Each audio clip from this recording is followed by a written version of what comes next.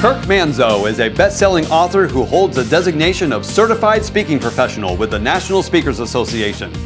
He has more than 25 years of sales and sales management experience and has dedicated himself to constantly growing his understanding of human behavior. In 1997, Kirk began his automotive career with AutoNation in Miami, where he led a sales team that achieved the highest profitability per car in the organization. He was asked to become an instructor for AutoNation University, where he helped open new stores as well as manage the integration of recently acquired dealership groups.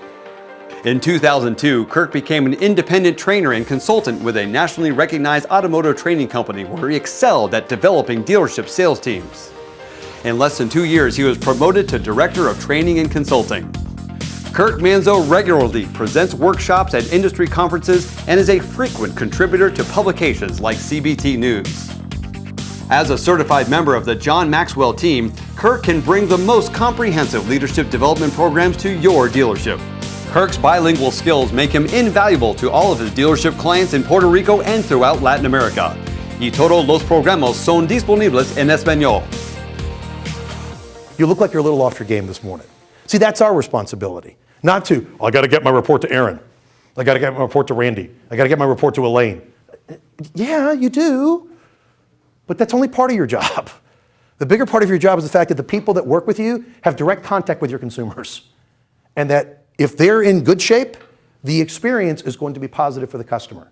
And so that's something that, there's this misconception that, oh, when I'm in charge, I get to do things my way. Really? Have you noticed that everybody's watching you? All of a sudden, you thought you'd have all this freedom, and really, you're under the spotlight, kind of like I am now, behind these lights, all right? So what you have to understand is that there's a lot of visibility to leadership. It's the nature of the beast. My recommendation to you is consider something inexpensive, easy to implement. Use the Gallup Strength Finders tool. It's not real complicated. It'll identify the person's top 5 strengths. One of the things you'll find throughout our theme today, and something that John talks about and something I personally believe in, is you have to accept the fact that we all have weaknesses and strengths. If you don't believe me, my wife's sitting back there in the white sweater. You can ask her at the end of the program. Now, when we think about our industry, there's been this culture of what I call command and control. This idea that you have to do it my way. Why, Bill? Because that's just the way it is. This is the way it needs to be done, and if you don't do it this way, we're going to have a conversation. And for years and years and years, and as Aaron said, I've been in the business for almost 20 years, I've seen where this has become the dominant model that we use. Would it be fair to say that we may need to evolve? We need to look at a different model. What I'd like to suggest to you is perhaps the model isn't one of command and control, rather it's one of collaboration. It's this idea that everyone has something to bring to the party. So trying to get people to do things not because they have to or else, but rather because they want to. I'm curious, by a show of hands, how many of you are currently at full staff? But every department, you have no openings in your operation currently. Okay, so I got one guy up front, too, so very few. Congratulations, all right? Now, would it be fair to say that there are some players you wouldn't mind upgrading if you had a better option, but nonetheless you're at full staff, so let's be candid with ourselves, right? Not just, okay, well, they are breathing and we can hire them, all right? The idea would be this: use the rule of threes. The rule of threes is very simple to understand, remember, and apply. First, do 3 interviews. Not 1, not 2, do 3 interviews for every position before you hire the person, before you make the offer. Okay, that's not too hard, I can do that. All right, now it gets harder, we put more weight on the bar. It's got to be 3 different managers. Okay, why? Because people have different perspectives. Each of us has our own filter. You want to make sure you get different perspectives for the candidate, good, bad, and indifferent. Oh, Kirk, I can do that. I can do 3 interviews in 3 days, because I'll just have them show up and I'll have them talk to the GM, then I'll talk to the GSM, then I'll talk to either one of the F&I guys or one of the sales guys, sales managers, and we'll hire them. Well, here's the problem. You got to do that over 3 days. In the North American marketplace, they say to win customers and a bigger share of the marketplace, companies must first win the hearts and the minds of their employees. How do you give a great customer experience? If an employee comes in and an employee's unhappy, there's this cloud sort of floating over their head, and they go to their desk and you see the cloud. You know the cloud I'm talking about. All of a sudden the phone rings. Borrow your phone here real quick. Ring. 911 Cochran, can I help you? Wow. Isn't that going to be a fabulous call for the person on the other end of that line? I cannot tell you how many organizations come to us and say, Kirk, we need you to kind of help us out. We need you to help us with our people. we're having some productivity issues. Can you come in and work with our team? If we could just find the right people, if we could just get these people to get with the program. Why don't we talk about your program first, Mr. Dealer, Mr. GM, and then we'll talk about your team. You see, because the change we're looking for in our team isn't the team. The change we're looking for in our team needs to start where? It starts here. I'm Kirk Manzo, president of the Manzo Group. Stop making your employees want to run away. People don't quit jobs, they quit bad bosses. Walk around with a hammer long enough and everyone starts to look like a nail. Retaining workforce talent today means a change in strategy. Gen X and Gen Y team members have very different expectations for their work lives than past boomers. Learn how to pull people up rather than push people around. Leadership, after all, is influence. Getting people to perform not because they have to or else, rather because they want to. As a certified member of the John Maxwell team, I can provide insights on how to best implement John's leadership principles back at your store. Overall, how do I know whether or not my team is engaged? Now, how many of you work in one of the showrooms? I know that, Ryan, you run the Mazda store, so how many of you work where you're in the retail space and you're open until 9 o'clock at night? How many of you? All right, so almost half of you. Okay.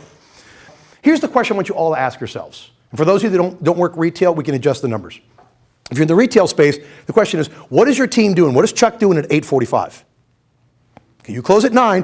What is he doing at 8:45? If you're in a department that closes at 6 o'clock, because you're an administrative department, what is your team member doing at 5:45? Are they trying to squeeze every last piece of productivity, John, out of today? Is that what they're doing 15 minutes before it's quote-unquote quitting time? Or are they making the rounds, Joe, and they're talking to everybody? There's a possibility that I perceive this incorrectly. But let me share with you what I think and what I see. And I give you permission to tell me if you think I'm wrong. What if that's how you started your next performance meeting? What would be the reaction that you would get from the person that you were sharing this concern about? The mediocre teacher tells. The good teacher explains. The great teacher demonstrates. In my opinion, one of the most difficult jobs that a desk manager or sales manager has is knowing when to do what. When do I stay and I coach the salesperson to finish the sale and I tell you what to do from this position?